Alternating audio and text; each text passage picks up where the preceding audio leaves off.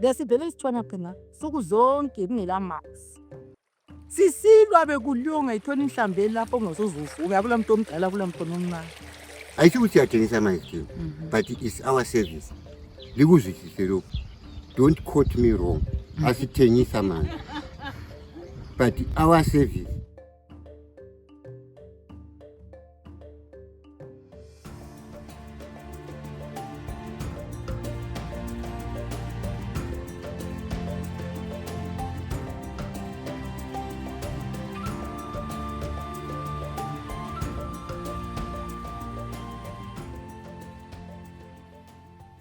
Bulawayo's community gardens started more than 2 decades ago as a grassroots solution to hunger, poverty, and climate shocks, are facing acute challenges that are severely threatening their survival. These gardens were meant to grow food. Today, they are struggling to supply water. Into ekhona yile ukuthi khona ngama 2000 ngingathi nje waqalisela kwapho ko 2005 kusiza khona apho ubos u78 sasingalangadi lapha emigambini sasingalazibholani lakho emigambini tonto eyayenzakalayo ngoba lesikhathi amanzi sasikhamba siyathenga kubo range mo ebantwini ezivini zabantu babelezibholani kuba besithengisela amanzi kungakabi khona ukuthi nasasikhona ukusitsha sisiya eNtulumane kuyimi uDizet ukhuli lo munye obaba wethu uDamini sasichita sisiyaqhela ukuthi ngapha emgamini ngasira sibholani ngasira mangathi wathi nake kwasemsiba le program yena le eyabuya le sikhazi le World Bible.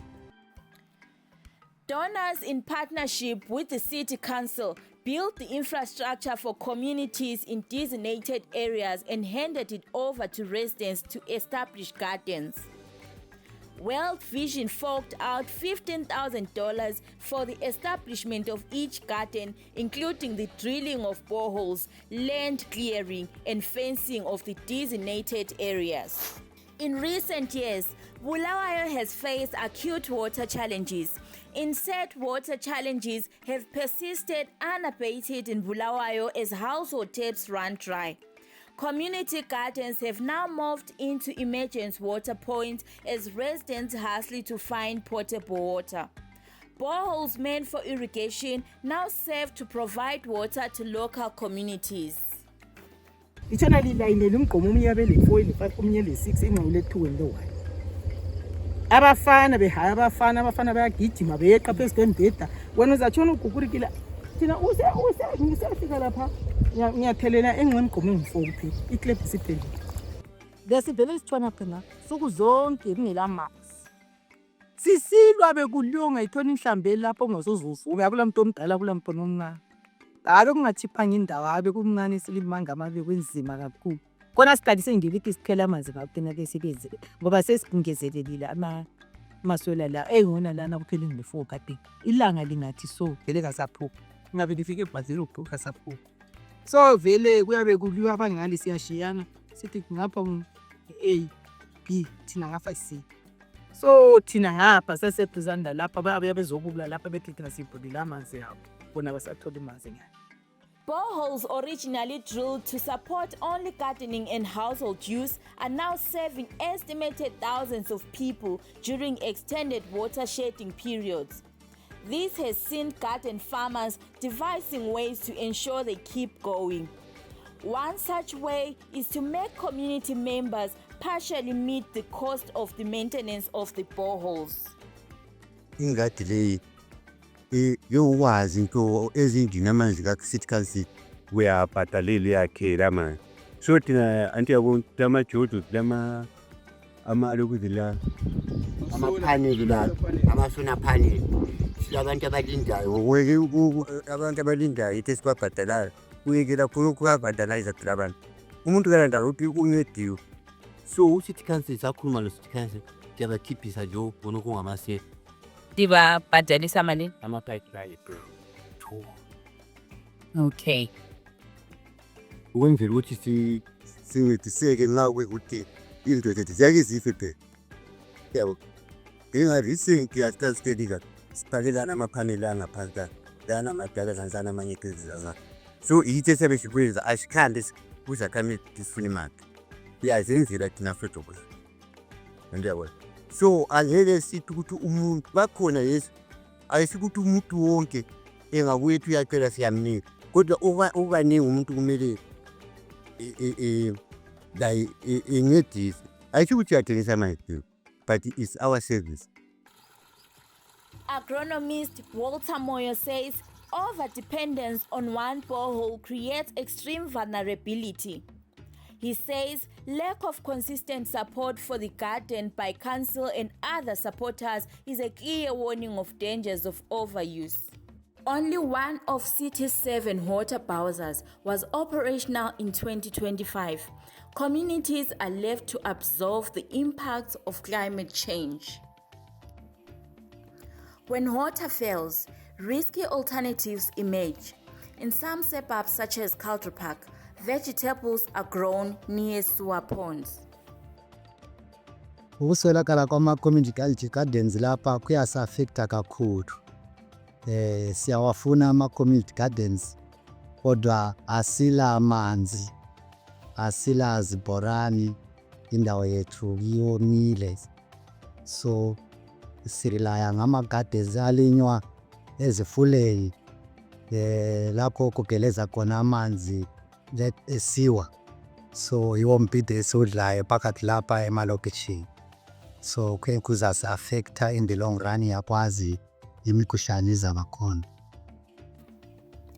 Apart from water challenges, there are also issues to do with land disputes and uncertainty.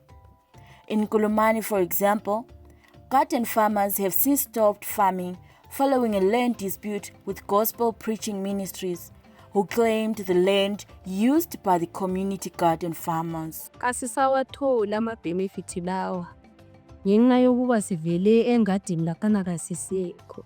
Ingadi leyanayo kulabe-church phakathi abathi bathenga indawo yonke yona leyana isibhorane le ndawo yonke laphana esasilima khona hayi basinika sibili inyanga ezimbili bathi hayi bunanini khonoko kukhona limavuna-ke hayi sicela-ke liphume ngoba lapha sesifuna ukuthi sifake intandane ze-church labafelokazi be-church yabo khonaphana bapini ukuze bathole ukudla. Hayi thina sathe saswela sibili sazozihlalela ngemakhaya lapha asizange sibe sisathola ngoba lamanzi kasilamanzi, amanzi kakulamanzi ngoba lezulu livele kalisani njengakudala. Ibhoholi liyana yayisiza kakhulu ngoba balathi sikhona phana si-ona ama-garden lawana. Kwakuthi every time sibe responsible ukuthi sikhangele ukuthi isibhotsho lesi simele silungiswe nxa sesithe sapha. Kodwa khathesi sesisukile laphana lathi hayi besisikhangelele ukuthi bona laba abakhona bazayenza manje okwamanje kuthatha a long time ukuthi basilungise isikotso abaladaba kaqa. Thina sasile ndaba ngoba sasibhela ibhida sasithola sithengise lathi isipolo wethiyebo, isipolo wethukela, things like that ukuthi siphilela bazi. Manje i-challenge esesilayo lapha engadini sile challenge yokuthi la kuyakhiwa sibona sokulezitina njalo indawo le sathi siphiwa babe sitshela ukuthi is just for temporary ngoba kwaso kulezitendi vele kuphekile. So kathesi i-challenge esilayo sibona izitina sezikhona sokufuna ukuyakhiwa. So abanye bethu balokungani bayathikaza ukuthi sikhiphe imali yokuthi sithenge ifence ngenxa yokuthi indawo leyi sayiphiwa for temporary. So anytime bengakwanisa ukuthi bebuye bezosithathela. Yikho i-challenge esesikhayelane la ukuthi siye sawa futhi lokuthi sithenge ifence ngoba singathenga ifence kusasa bazasithathela njengoba basinika for temporary. However, while nutrition gardens continue to face climate pressures, they still deliver important gains for women, widows, the elderly, and unemployed youth. Mina ngokwami sibili from January to August ayiyambhathisa sibili kahle sibili ngoba i-challenge yethu ngiyamazi yikho sithi iyambhathisa from January up to August so kusiya kubo September October November lapha yabe hayi ngoba amanzi ayabe seshoda. Sisalambi sisacela imali kobaba sesigonela lathi sawudo sisigonela lathi into sigezelele thina sisela sigezelela sindabasungula abatozi alitumeli phela suku zonke